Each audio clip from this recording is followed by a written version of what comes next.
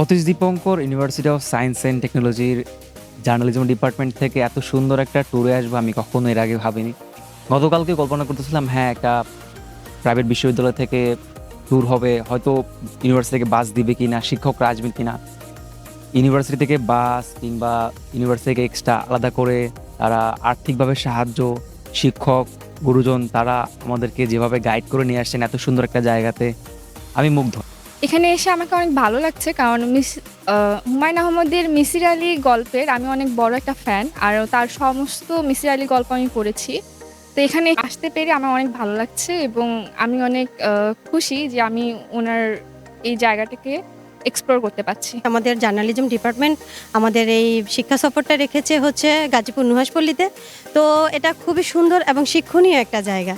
তো এখানে আসতে পেরে সত্যি খুব ভালো লাগছে। খুব নিরিবিলি, অনেক সুন্দর, দেখনীয় অনেক বিষয় আছে আর শেখারও অনেক বিষয় আছে।